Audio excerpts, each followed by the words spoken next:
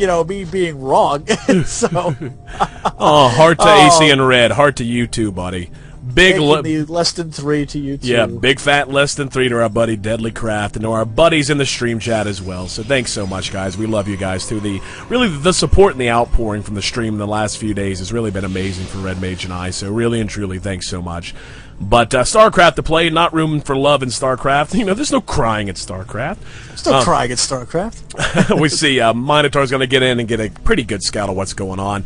Early concussive shells being researched now by Deadly Craft, and that first Marauder just about to pop. So Minotaur's going to get a look at that, going to have a general idea of what Craft's early game composition is going to be, and we see the Stalker being chrono boosted out on top of the Warp Gate research. So Minotaur not looking like he's has any intention of expanding in the super near future.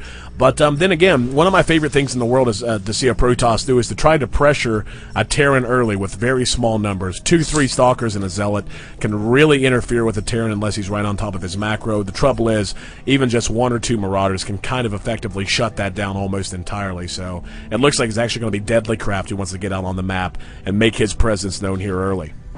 And I like that, sitting out those 2 Marauders right there, while at the same time throwing down the command center right there in his base. Such a great move right there. Adding aggression and then expanding on off of it. You have stressed this to me and to the chat time and time again that this is the way you want to do it. You want to be able to go in there, smack a few heads around, and then expand. It's also like GG Last Shadow. I lost 30 or 40 guys, expand. Right. It's always going for more and more and more. So right. It cries in StarCraft too. No, he QQs. QQs the difference between. But besides, that's a movie reference. Come on, somebody's got to get that reference. Yeah, don't tell him, Red just see if anyone gets it. So the Marauder's going to get in and take down that Stalker. That looks like it's going to take a while for him to get on the Sentry, though. The light units do pretty good damage to Marauders, and you can see it's weird to see 2 little Sentries considered relatively weak units except for their spell casting handling this 2 Marauder aggression. But again, that accomplished exactly what he needed it to do. He's got 2 more Marauders out just in case there's any kind of a counter push with 1 Stalker and 1 Sentry, and at the meantime his expansion is going to be finishing forthwith. Actually, it's already done and going to be upgraded to the Orbital Command forthwith, and he's going to be able to move out. So yeah, pro tip to all you guys that compete in our Alpha Divisionals and are looking to make it into that Diamond and higher league on StarCraft. That right there is the kind of little thing. It doesn't even matter. You don't want to just do it willy-nilly, but just using aggression to secure yourself an expansion. And Minotaur, I think, suspected after taking those losses he was going to have to do the same thing, is throwing down that Nexus as well. You're absolutely right about that, AC. Float that out, right now and this is another big thing too, is building in your base as opposed to building it on site there. It does give you plenty of time to really generate more energy, honestly, by the time you're floating there. It also keeps it out of harm's way until you have it up and running. So right. I like that. I like that maneuver. It took me a while to break myself of the habit of just building it there, unless right. I absolutely have to. Right, it depends. If you're doing like an ultra-fast expansion, gasless expansion, you really, really need to get the mule down immediately.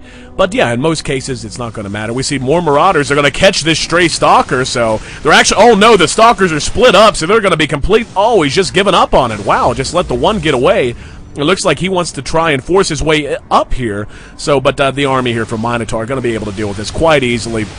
Really needs to just run away. He's already lost 2 of those Marauders. Yeah, needs to run the other 2 back home, or maybe he could try to kite this last Stalker if he chose to do so. But Minotaur looking very, very sharp at the moment. He's got the army in place. The second Nexus complete, but the Orbital Command already mining here for Deadly Craft. Needs to get that mule down ASAP, because he's going to have to push this economic advantage if he wants to make up for some of his losses he suffered here early. Oh, yeah. Sorry, was just talking to Firemix there for a second. She's the. I know a lot of people were asking where Firemix is, and unfortunately, Firemix may not be in the chat tonight. Unfortunately, she is working a little later than usual, so she may not be in the chat. But she says much love to everybody there. So, heart to Firemix. In the her chat, birthday's coming up soon, isn't it? Her birthday is coming up. It's coming up next month. So okay. Yeah, I got to figure out something really cool to do for that. So I got to figure out something to do to say happy birthday, because this is one of the, and if you have a birthday coming up, let us know, because we'll try to do something cool for you as well. Absolutely, absolutely. We try to take care of the folks that take care of us, and just by being here in Justin TV, you're definitely taking care of us. Minotaur picking the moment now to try and pour on some aggression. He's got the observer out ahead, going to get a good scout of what's going on. Going to see two bunkers, but really the forces right now just so very, very thin. And oh wow, I don't think he saw this missile turret hiding under the medevacs. Pretty sure that's exactly how he managed to lose that observer. But Minotaur going to continue to push. He's got the forward pylon en route, about halfway done. And he's going to be in pretty good position here, Red Mage. He's going to be able to do a good lot of damage, and Deadly Craft is really going to have to manage this correctly, otherwise this could be, oh no, is he going to load up for a drop? His army is going to be completely gone by the time that this aggression hits. Terrible timing here by Craft. Oh, yeah. But this is probably the best time right now for Minotaur to kind of perform that a little early on the Guardian Shields, I think, but getting up there and getting in the business. All right, the Zealot's going to move in. They're going to be able to get ahead on these bunkers immediately. The force field's going to cut off any SCVs trying to rally in to handle this, and I don't think Craft's going to have the personnel really to finish this off. Good usage of force field's really going to be key here. The Zealots making their way in, slowed by the concussive shells of force, but the Stalker number's just way too high. This is basically a 2-base 6-gate push, and this is going to be our GG here, Red Mage. Oh yeah, absolutely. Really, really bad timing right there for Deadly Craft. It was just one of the key situations. He was able to Minotaur was able to move in and really capitalize on just about everything. Those SCVs couldn't even retreat properly with all the great shields going in there.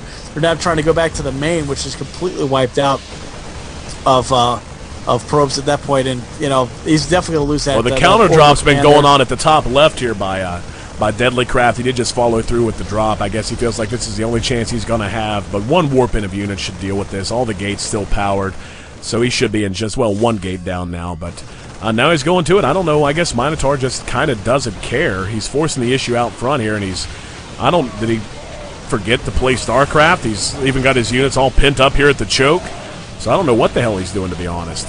There we go. I don't know, it looks like, I was going to say, it looks like he is moving his units off there. There we go. It's GG there by Deadly Craft. I thought he was going to try to take that third base and lay down, but yeah, it looks like he was just going to go ahead and take the GG and just move on to the next game. And that's usually the best thing. There's no point in dragging it out and really making yourself crazy, trying to figure out how to pull yourself out of a hole. Well, you can just GG and start again. You get a fresh start. Absolutely. So this is the IG Alpha Divisional, number 8, brought to you by itsghosty.com. I'm AC, that's Red Mage JR. And our sponsors for the evening, of course, as always, Steel Series, our new sponsor, just announced this week. Very happy to have them aboard. Cyberground.us, Max Integration, and Sanya Mabushi Jujutsu in combination, Goju Ryu School of Self-Defense. You can find them at sanyamabushi-goju.com. So yeah, Minotaur winning in rather convincing fashion there, but I like the thought process of Deadly. He seemed like he was on the right page. The execution just left a little bit to be desired. Yeah, I'm right there with the AC. It's one of those things. And don't forget that we are right now in the semifinal round. So if you are interested in winning those Magic the Gathering cards from our great martial arts sponsor, because I won't butcher their name, just send me an email at contest@itsghosty.com. Let me know that you want to win free Magic cards there for the Planeswalker series. Just give me your nickname there for JustinTV/TwitchTV.com. And we'll put you in the hat for the drawing, which will be taking place pretty much as soon as the semifinals are done. So hopefully we'll have a lot more entries for that. So far, we've got about 11 in there, so keep them coming. So we'll.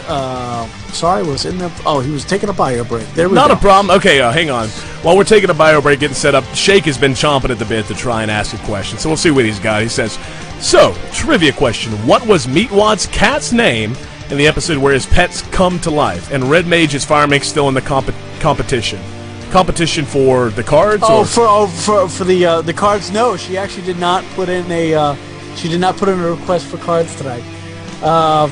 This is actually game number 2 of a best of 3 series for the semifinal matchup. Yep, this is the semifinals. DK Sud. This is the semifinals. That was game 1. We're moving into game 2 now. So, and I'm slacking on joining the game. That's been rectified. And I cannot remember. I do know that he did put them in. That Shake did put his cats in the microwave And that was also the episode where Carl was using the machine to make his member bigger. Yeah, and it was generating gold poop. Oh, and that's yes. Breaking all the things up. So for the love of me, I cannot remember what the name of the cat was. All right, you got it, AC? Because I certainly don't know. I don't remember. I don't. It's like I can picture the cat. I can see